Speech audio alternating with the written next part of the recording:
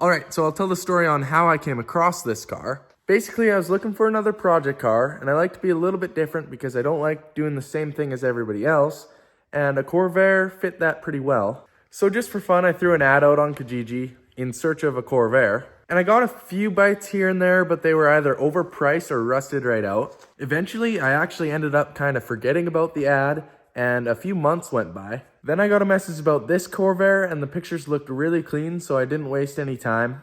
We had discussed a little bit of a price range before we went up there that I was comfortable with for it being such a decent car. I ended up paying $1,700 for this car, and I think that's pretty good considering how clean the body is. There is a little bit of rust on the floor pan that I noticed, but that's not a big deal for what I'm gonna do with the car. Anyways, we went up there and the front tires were holding air, but the back tires weren't doing so well. One of them wouldn't hold air at all. Luckily, we were able to take the tire off, and the guy had a tire machine, so we popped it back on the bead and loaded it on the trailer. After we got it on the trailer, my dad hauled it home for me. The guy had said that the car was running 5-ish years ago. He doesn't know for sure, but my grandpa and my dad ended up coming and helping me get this car running so that I can sell the drivetrain later on. Here we are getting the Corvair in the shop, and I was dusting out the engine bay and getting the air cleaner off. I took the old battery out. It was from around 2002, and I ended up putting a battery in from my Civic. Finally, you get to take a look in the trunk. That's pretty cool. I guess it's a frunk, not a trunk. It wasn't long before we were checking for spark, so I got to turn the car over for the first time, which was a relief because it was not stuck.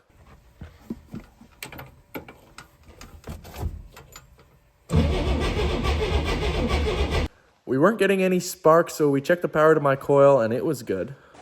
There's 12 volts there. Was. The coil was good, so we ended up taking the distributor cap off and cleaning some of the points.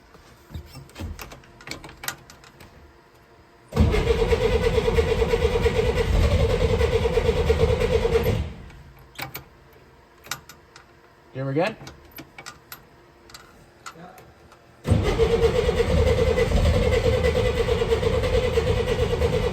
So that fixed the spark issue, and it almost wanted to fire there, but it only seemed like it wanted to fire on the one side. We realized the butterfly on the right-hand carburetor was seized closed, so we took it off to address it.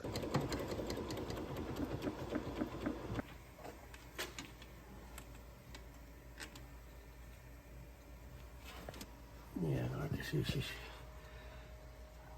welded in there. We hammered, wiggled and jiggled, and used a lot of lubricant for a long time, but this butterfly was not giving up.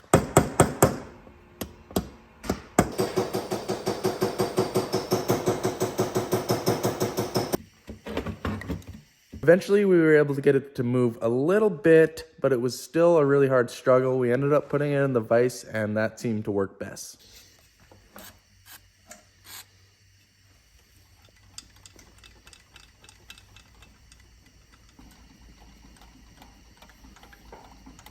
Once we got it completely free, we threw it back on the motor with some new gaskets.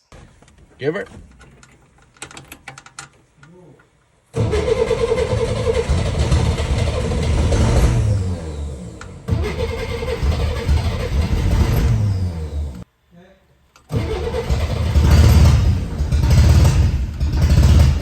At this point, it's so close to firing up. I forgot to mention that the exhaust fell off on the way home from bouncing on the trailer, so it is a little bit louder than it should be.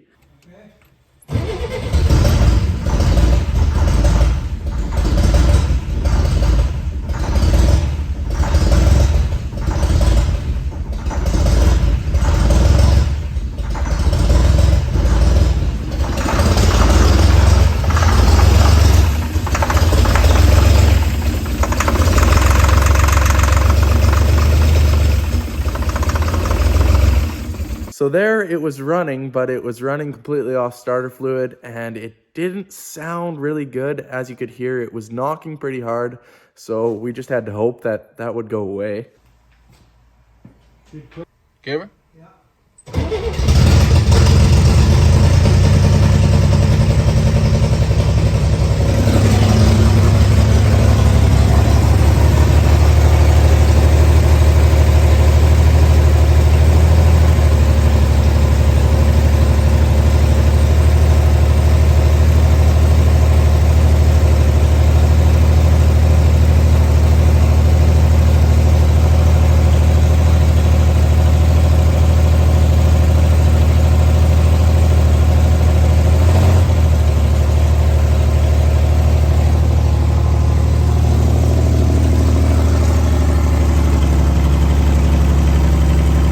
So there it was, running on gas for the first time again, and the knocking did go away. It sounded way better. The idle was set a little high. We tried to adjust it just a little bit. But after the car had fired up once, it was just a quick turn of the key and it would fire up again.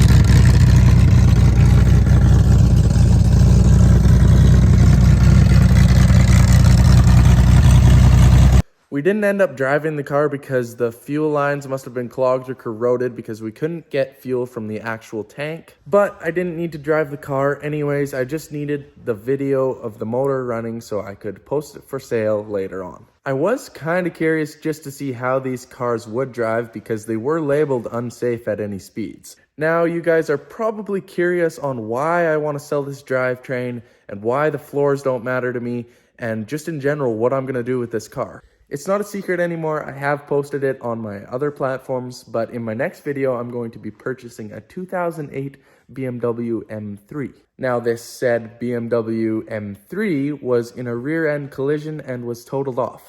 I'm not sure how it fell together so quickly and so perfectly, but it was only a few days after I picked up this Corvair that I came across this car at auction. I figured this would be the perfect car for a body swap. After all, the Corvair is kind of German themed. I mean, it's rear engine, air cooled, but the BMW is a front engine V8 rear wheel drive making just over 400 horsepower. So I got researching and these cars should be a perfect fit. It won't be easy, of course, but it will be pretty cool. I will be making a video later on, hopefully going into a little bit more detail about the swap and how I plan to go about it. But I'm not quite ready just yet to get totally into it because I do have a few other projects that I got to get out of the way first. But with that, I'm super stoked about this project, and I hope you guys are too. So thank you for watching the video, guys, and I'll see you in the next one.